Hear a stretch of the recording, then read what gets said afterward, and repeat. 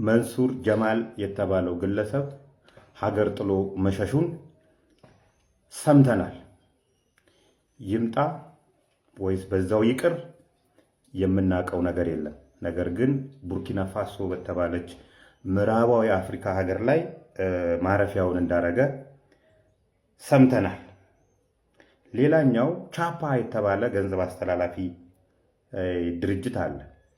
ይሄ ቻፓ የተባለው ገንዘብ አስተላላፊ ድርጅት ንብረትነቱ ናኤል ኃይለማርያም ይባላል።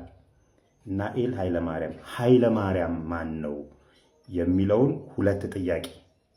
መንሱር ጀማል ለምን አሁን ሸሸ? የቻፓ ባለቤት ናኤል ኃይለማርያም ይባላል። ኃይለማርያም ማን ነው የሚለውን ጥያቄ እንጠይቅና ወደ ዛሬው መርሃ ግብራችን እንለፍ።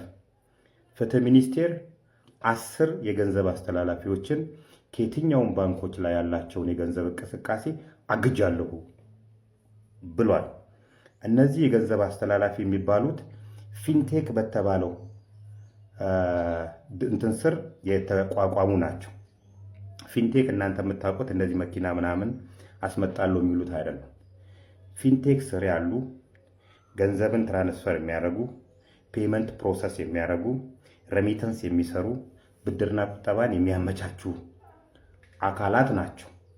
አዩት እንዴት ምን የሚያስተላልፉ የትኞቹ እንደሆኑ። ከዚህ ውስጥ ነው እንግዲህ 10ሩን የሂሳብ እንቅስቃሴ አግጃለሁ ብሏል። እነሱም አሪፍ ፔ፣ አዲስ ፔ፣ ፈናን ፔ፣ ላኪ ፔ፣ ስታር ፔ፣ ያጎት ፔ፣ ሳንቲም ፔ፣ ካቻ፣ ቻፓ እና ሲነን ፔ የሚባሉ ድርጅቶች ናቸው። እነዚህ ድርጅቶች እንግዲህ ገንዘብ ያስተላልፋሉ፣ ሞባይል ትራንስፈር ያደርጋሉ፣ ብድርና ቁጠባን ያመቻቻሉ።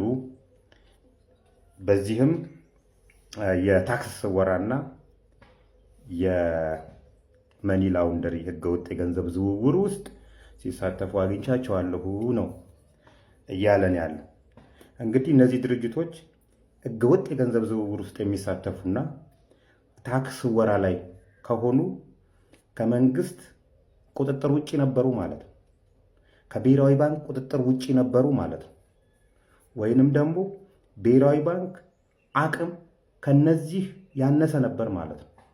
ስለዚህ እነዚህ አካላት የሀገርን ብሔራዊ ደህንነት ጭምር አደጋ ላይ የሚጥሉበት ሁኔታዎች ይኖራሉ ማለት ነው።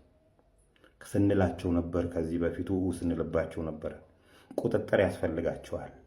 ቁጥጥር ለማድረግ ደግሞ ቁጥጥር የሚያደርገው አካል ከነዚህ በላይ አቅም ሊኖረው ይገባል። የቴክኖሎጂ አቅም፣ የችሎታ እና የታማኝነት አቅም ሊኖረው ይገባል።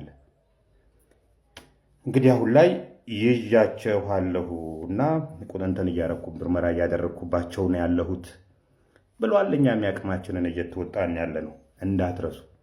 መንሱር ጀማል ለምን አሁን ከሀገር ወጣ? ቻፓ ፔይ ናኤል ኃይለማርያም ይባላል ኮፋውንደሩ።